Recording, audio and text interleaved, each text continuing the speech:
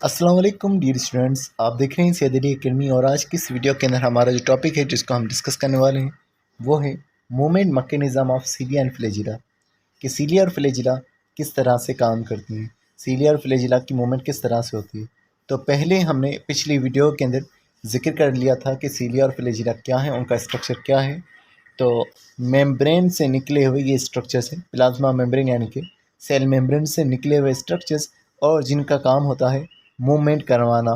तो सेल की independent cell की अलग से मूवमेंट भी ये करा सकते हैं, और उसके अलावा एक पूरे ऑर्गेनिज्म को जो कि सिंगल सेल वाला है उसे भी ये मूवमेंट करवा सकते हैं। तो अब हम इसकी मूवमेंट मैकेनिज्म को फेडरल और सिंथ दोनों की बुक्स में से पढ़ते हैं। सबसे पहले हम फेडरल की बुक में से पढ़ते हैं और उसके बाद हम लोग इसको सिंध की बुक से डिस्कस करेंगे। तो फेडरल की बुक में सीलिया की मूवमेंट को अलग से डिस्क्राइब किया गया है और फ्लैजिला की मूवमेंट को अलग से डिस्क्राइब किया गया है। तो सबसे पहले हम लोग मूवमेंट ऑफ सीलिया का जिक्र करें तो लिखा हुआ है, the movement of cilia is due to the sliding of double fibrous in two groups. जब सीलिया मूव करेगा तो सीलिया के अंदर फाइबर्स मौजूद हैं, जैसे कि माइक्रोट्यूबल्स वगैरह मौजूद हैं। अब उनकी जो मूवमेंट होती है वो दो ग्रुप्स में होगी। दो ग्रुप्स में किस तरह से, हमें मालूम है कि उसके अंदर 9 जो हैं माइक्रोट्यूबल्स के जो हैं डुप्लेट्स मौजूद होते हैं। अब मूवमेंट किस तरह से होगी, दो ग्रुप्स में वो 9 डुप्लेट्स मूव करेंगे, जैसे लिखा हुआ है 5 out of 9 double fibrous contact simultaneously. 9 में से जो 5 माइक्रोट्यूबल्स हैं, जो डुप्लेट्स थे उनके, वो साथ में साइमल्टेनियसली जो है कॉन्टैक्ट होंगे। अब जब वो साइमल्टेनियसली कॉन्ट्रैक्ट होंगी तो क्या होगा, as a result cilium bend और शॉर्टेन, सीलियम बेंड हो जाएगी या शॉर्ट हो जाएगी। जैसे इस तस्वीर के अंदर इस मूवमेंट को दिखाया हुआ है। इस तस्वीर के अंदर ये दिखाया हुआ है कि इफेक्टिव स्ट्रोक हो रहा है। इफेक्टिव स्ट्रोक का मतलब ये है कि सीलियम का बेंड या शॉर्ट होना। तो आप देख रहे हैं कि पहले इस तरह से, फिर ऐसे होकर के, और फिर आखिर में पूरी तरह से ये बेंड हो गई। उसके बाद क्या होगा कि जो बाकी की 4 डुप्लेट्स हैं वो फिर बाद में कॉन्टैक्ट होंगी, और उसकी वजह से क्या होगा, लिखा हुआ है 4 out of 9 double fibres contact and cilium become straight. और सीलियम जो है फिर स्ट्रेट हो जाएगा जब 4 बाकी के डुप्लेट्स कॉन्टैक्ट करेंगे। जैसे कि ये इस तरह से बैंड मौजूद था जैसे यहाँ पर भी है, लेकिन फिर जब ये डुप्लेट्स कॉन्टैक्ट होंगी तो ये आहिस्ता आहिस्ता से स्ट्रेट होना शुरू हो जाएगा।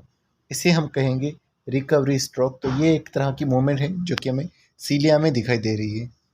फिर हम जिक्र करते हैं मूवमेंट इन फ्लैजिला के बारे में, कि फ्लैजिला जो है किस तरह से मूव करता है। तो लिखा हुआ है, a flagellum causes movement by the passage are rapid successive waves of bending from attached to the free end. अब इसके अंदर इसके दो हिस्से हैं, जैसे कि एक यहाँ पर हिस्सा होगा जो कि सेल मेम्ब्रेन के साथ में जुड़ा हुआ है, ये अटैच इसका हिस्सा है, और दूसरा यहाँ वाला हिस्सा जिसको हम फ्री एंड कह रहे हैं। तो इसके अंदर वेव्स जनरेट होंगी इस अटैच्ड एंड से लेकर के इस फ्री एंड तक। तो ये जो वेव्स जनरेट होंगी इसकी वजह से ये आगे की तरफ मूवता रहेगा। अब इसके हवाले से लिखा हुआ, as it can seen in the flagellum movement of human sperm. ये स्पर्म को दिखाया हुआ है और इसके अंदर ये मूवमेंट दिखाई गई है, which propel them forward within the fluid medium of the female reproductive tract। तो ये जब अपने फ्लैजिला को मूव करेगा, क्योंकि स्पर्म का काम होता है कि वो फीमेल रिप्रोडक्टिव सिस्टम में जाएगा और वहाँ जाकर के एग के साथ फर्टिलाइज होगा। तो अपने फ्लैजिला की मदद से ये मूव करेगा और आगे की तरफ जाएगा, और आगे जाते हुए ये फीमेल रिप्रोडक्टिव सिस्टम के अंदर ओवम से जम लेगा। तो ये इस तरह से इसकी मूवमेंट जो है यहाँ पर बताई गई है। तो अब हम इसको सिंध की बुक से बयान करते हैं। अब सिंध की बुक के अंदर यहाँ पर फ्लैजिला की मूवमेंट का जिक्र है, जैसे लिखा हुआ, flagellar movement occur as planar waves, it is contracting wave that passes either from the base to tip of flagellum और in the reverse direction to produce forward और बैकवर्ड मूवमेंट। तो फ्लैजिला की जो मूवमेंट होगी, जैसे कि हम पहले ही बयान कर चुके हैं, ये वेव्स की सूरत में होती है, और या तो बेस वाला हिस्सा जो है वहाँ से ये वेव्स बन सकती हैं, या जो टिप वाला हिस्सा है, जो फ्री हिस्सा है, वहाँ से ये बन सकती हैं। तो ये या तो आगे से वेव्स बन रही हैं या इसके अटैच्ड पार्ट के साथ जो है वेव्स बन रही हैं, और इस वजह से वो आगे और पीछे की तरफ मूव कर रहा है। तो ये जो है फ्लैजिला की मूवमेंट का मैकेनिज्म है। यहाँ पर सीलिया की मूवमेंट के मैकेनिज्म को डिस्क्राइब नहीं किया गया। अब इसके बारे में फिर आगे लिखा हुआ है, a question arises here how cilia and flagella bend. एक सवाल कि क्यों सीलिया और फ्लैजिला बेंड करते हैं। इसकी वजह यहाँ लिखी हुई, it is because of the tiny protein arms. क्योंकि कुछ छोटे से प्रोटीन की आर्म्स मौजूद होती हैं।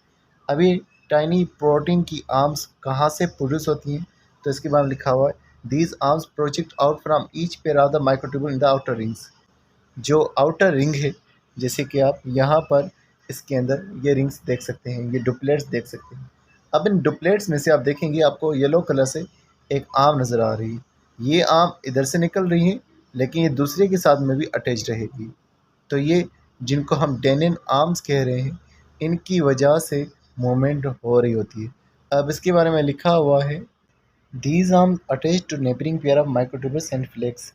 ये आर्म्स जो थी, ये डेनिन आर्म्स, ये बराबर में मौजूद जो माइक्रोट्यूबल्स हैं उनके साथ अटैच हो जाएगी और बेंड हो जाएंगी। और जब ये दूसरी माइक्रोट्यूबल्स के साथ अटैच हो रही तो लाजिम बात है बेंड होने से ये उनको भी खींचेगी। तो लिखा हुआ है thereby moving the first pair along related to the second. तो अगर एक पेयर मूव कर रहा है तो उसके साथ साथ दूसरा पेयर क्योंकि अटैच है तो वो भी मूव कर रहा है। However the vessel body firmly anchor the bottom of all microtubes in the central cilium and flagellum। इनके अंदर नीचे की तरफ जो बेसल बॉडी मौजूद है, ये सीलिया और फ्लैजिला को दोनों को मजबूती के साथ जोड़ के रखती है। Therefore, adjacent microtubule can slide past one another only if the whole cilium or flagellum bend। तो ये सारे जो माइक्रोट्यूबल्स इसके अंदर मौजूद है वो मूव कर सकते हैं जब भी एक सीलियम या फ्लैजिलम जो है वो बेंड करेगा।